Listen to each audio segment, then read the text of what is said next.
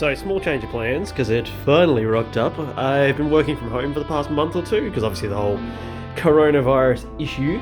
So I ordered myself a standing desk. Hello, Sonny. So hopefully it is good.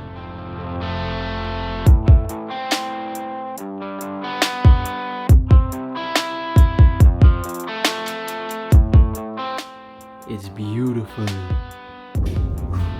Now, I actually ordered some of these J-channel raceways. They're about 16 inches long, which is about... and they're about medium length. You can definitely get longer ones that are a single piece, but unfortunately what's going on, supply and demand, it is a bit harder to get those right now. But the ones I ordered 5 pieces. So what's going to happen is 3 of these are going to form the back along the rear side of the desk, and 2 of them are going to go that way, or perpendicular, to use the fancy word, to actually come towards me on each side of the desk so they can take the cables through for anything I've got mounted underneath. Now, this particular one is a little bit long, so I've actually cut that down to about this size, so it fits under a bit more nicely. And all you want to do is just make a marking on where you're going to make the cut.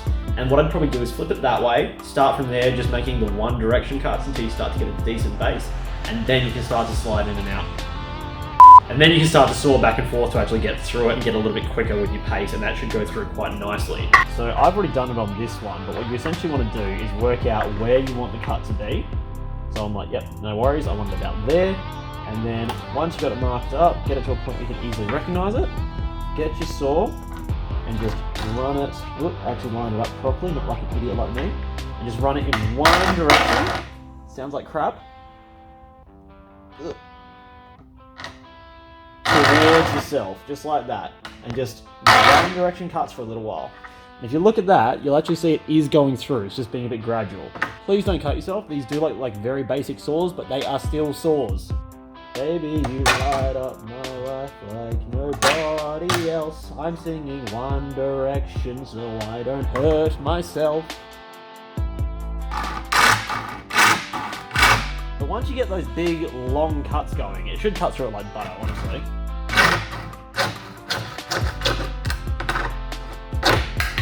So next thing, you're going to take some 80 grit sandpaper. You can get it for about $5 down the hardware store.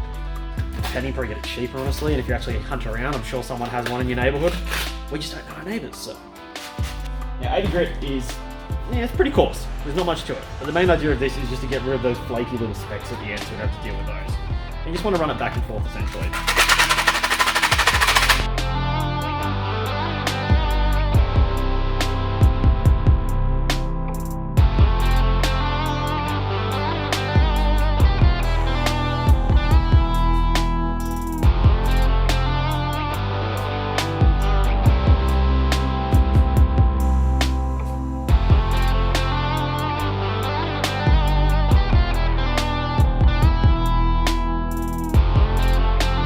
So it's a week or two later, and a long story short, a few things have changed around.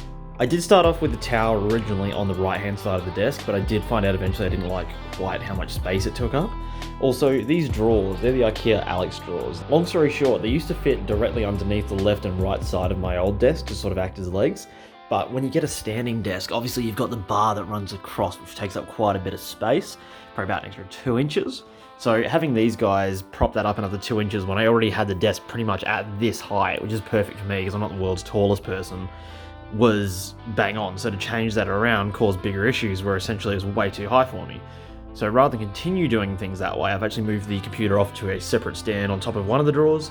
The other one probably will be for future use at some point. I haven't quite decided yet at this stage.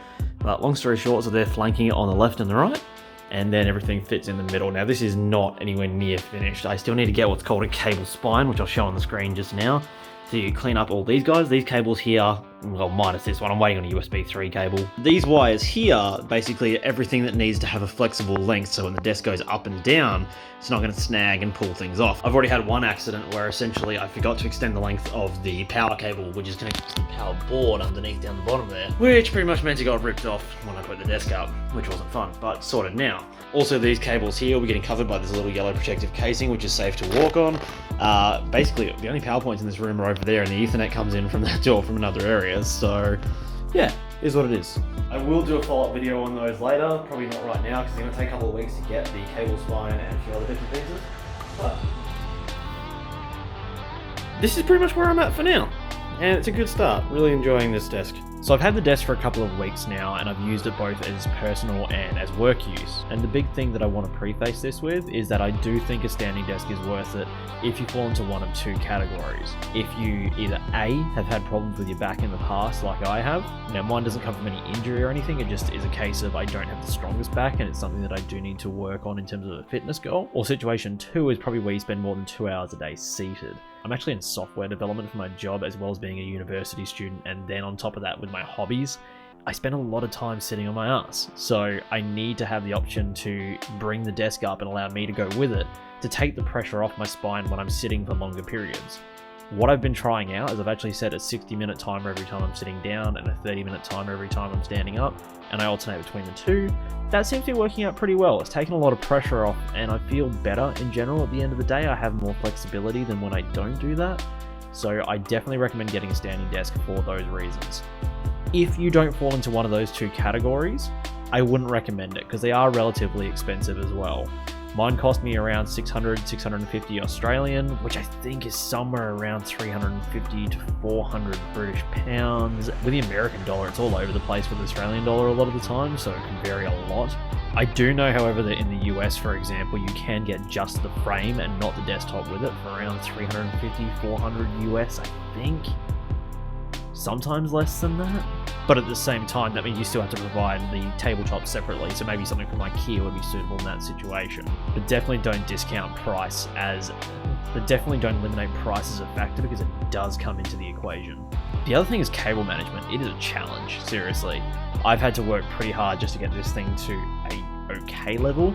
I've had to work really hard and get a lot of extra items to actually get the cable management anywhere near decent, and I'm not even willing to show you guys what it looks like now until I get a few more items to clean it up a bit more. It's definitely much more of a challenge compared to a traditional desk because you don't have the sides or the backing to use to hide things or to run things on.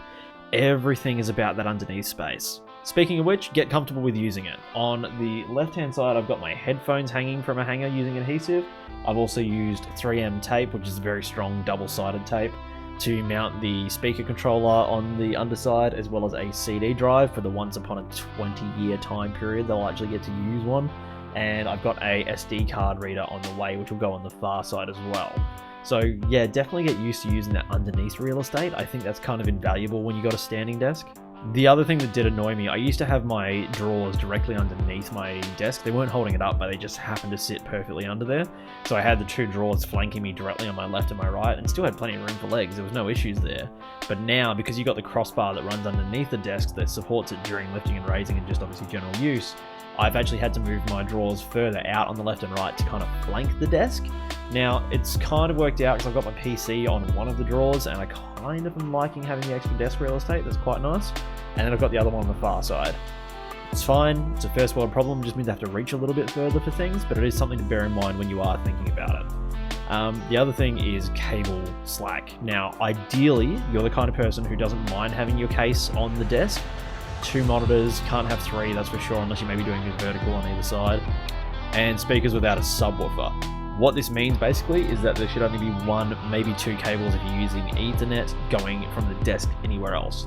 As it is with mine, I've got about 5 or 6 because I've got power, Ethernet, speaker cables, all that kind of crap, because it all connects back to the subwoofer underneath. I wasn't willing to upgrade my speakers at this point in time. I might do it in the future, but it is something to think about again, because even if you go to studio monitors and you've got a dedicated power supply on the desk, well, 2 things: you're taking up more desk real estate unless you mount it underneath or something, and the other side of it is the speakers are bigger, so you're not going to be able to have a standard orientation, or you might have to get speaker stands to raise the speakers above the monitors and point them down towards your head. I don't know at this stage, but it is another consideration of a standing desk. So in summary, yes, it's a very good desk, but if the conditions are right, i.e. you need one, not want, but need, either because you're having issues or you are at risk of having issues, but it comes with an expense and a challenge in terms of setup. In the meantime, I will be working on getting my shit sorted out with cable management, so you guys will get a follow-up video eventually once I have it looking nice and clean. And in the meantime, yeah, thanks for watching, guys. If you like the content, don't forget to hit the like button down below. Subscribe if you want to see more from me, and if you want to be notified of when I do post videos, hit the little bell icon, you'll get a notification to your phone.